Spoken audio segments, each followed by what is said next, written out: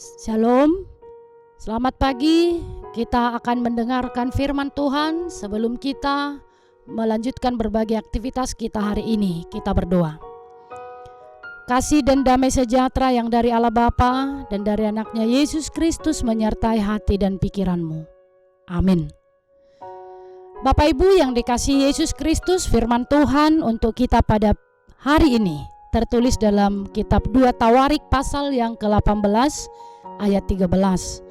Tetapi Mika menjawab, "Demi Tuhan yang hidup, sesungguhnya apa yang akan difirmankan Allahku, itulah yang akan kukatakan." Demikian firman Tuhan. Bapak Ibu, saudaraku yang dikasihi Yesus Kristus, sebagai anak-anak Tuhan sudah menjadi keharusan untuk memperkatakan kebenaran. Meskipun memperkatakan kebenaran tidaklah mudah. Banyak orang memilih diam daripada harus mengatakan yang benar, karena mungkin saja takut karena akan menyakiti orang lain atau dikarenakan ada ancaman jika memperkatakan yang benar.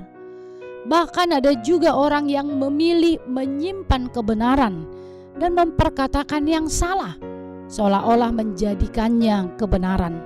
Dilakukan hanya untuk menyenangkan orang lain dan juga untuk mendapatkan keuntungan. Sebagai orang percaya, kita harus meneladani sikap Nabi Mika.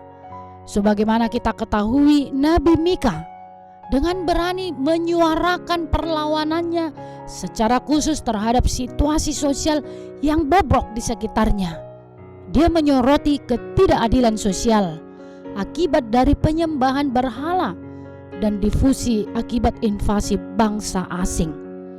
Pada saat itu ada banyak atau ratusan nabi palsu yang tidak menyatakan kebenaran, tetapi menyatakan apa yang disenangi oleh Raja Ahab.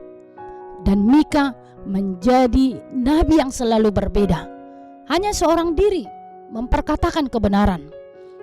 Dia sangat dibenci oleh Raja Ahab karena semua nubuatan yang disampaikannya adalah hal-hal yang tidak baik mengenai raja dan bangsa Israel.